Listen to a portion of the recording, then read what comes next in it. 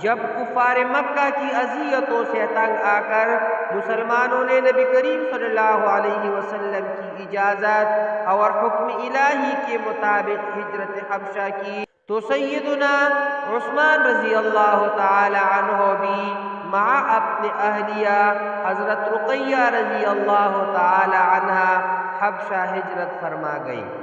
جب حضرت رقیہ رضی اللہ تعالی عنہ کا انتقال ہوا تو نبی کریم صلی اللہ علیہ وسلم نے دوسری بیٹی حضرت ام کلثوم رضی اللہ تعالی عنہ کو آپ کی زوجیت میں دے دی۔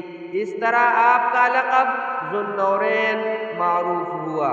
پیارے بھائیو، مدینہ منورہ میں پانی کی قلت تھی، جس پر سیدنا حضرت عثمان غنی رضی اللہ تعالی عنہ نے نبی صلی اللہ علیہ وسلم کی اجازت سے پانی کا کوا خرید کر مسلمانوں کے لیے وقف فرمایا۔ اور اسی طرح غزوہ تبوک میں جب رسول اللہ صلی اللہ علیہ وسلم نے مالی اعانت کی اپیل فرمائی تو حضرت عثمان غنی رضی اللہ تعالی عنہ نے 30,000 فوج کے 1/3 اخراجات کی ذمہ داری لے لی۔ جب رسول اللہ صلی اللہ علیہ وسلم نے زیارت خانہ کعبہ کا ارادہ فرمایا تو حدیبیہ کے مقام پر یہ علم ہوا کہ قریش مکہ آمادہ جنگ ہے۔ اس پر آپ صلی اللہ علیہ وسلم نے حضرت عثمان غنی رضی اللہ کو سفیر بنا کر مکہ بھیجا۔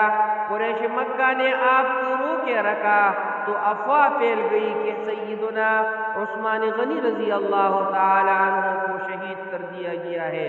اس موقع پر 1400 صحابہ سے نبی کریم صلی اللہ علیہ وسلم نے بیعت لی کہ سیدنا عثمان غنی رضی اللہ تعالی عنہ کا قصاص لیا جائے گا۔ یہ بیعت تاریخ اسلام میں بیعت رضوان کے نام سے معروف ہے۔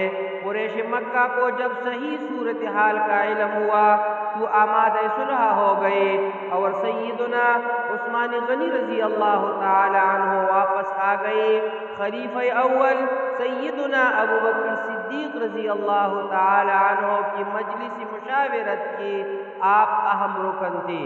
امیر المومنین سیدنا عمر رضی اللہ کی خلافت کا وصیت نامہ آپ نے ہی تحریر فرمایا۔ دینی معاملات پر آپ کی رہنمائی کو پوری اہمیت دی جاتی۔ سیدنا عثمان غنی رضی اللہ صرف کاتب وحی ہی نہیں تھے بلکہ قرآن مجید آپ کے سینے میں محفوظ تھا۔ آیات قرآنی کے شان نزول سے خوب واقف تھے۔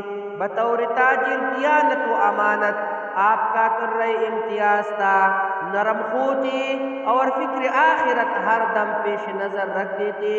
نبی کریم صلی اللہ علیہ وسلم کا ارشاد ہے، عثمان کی حیا سے فرشتے بھی شرماتے ہیں۔ تبلیغ و اشاعت اور اسلام کے لیے فراخ دلی سے دولت صرف فرماتے۔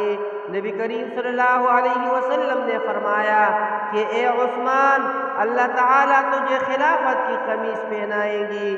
جب منافق اسے اتارنے کی کوشش کرے تو اسے مت اتارنا یہاں تک کہ تم مجھے آ ملو۔ چنانچہ جس روز آپ کا محاصرہ کیا گیا تو آپ نے فرمایا کہ مجھ سے حضور صلی اللہ علیہ وسلم نے عہد لیا تھا کہ منافق خلافت کی قمیص اتارنے کی کوشش کریں گے، تم نہ اتارنا، اس لیے میں اس پر قائم ہوں اور صبر کر رہا ہوں۔ 35 ہجری میں ذی القعدہ کے پہلے عشرہ میں باغیوں نے سیدنا عثمان ذو النورین رضی اللہ تعالی عنہ کے گھر کا محاصرہ کیا اور آپ نے صبر اور استقامت کا دامن نہیں چھوڑا۔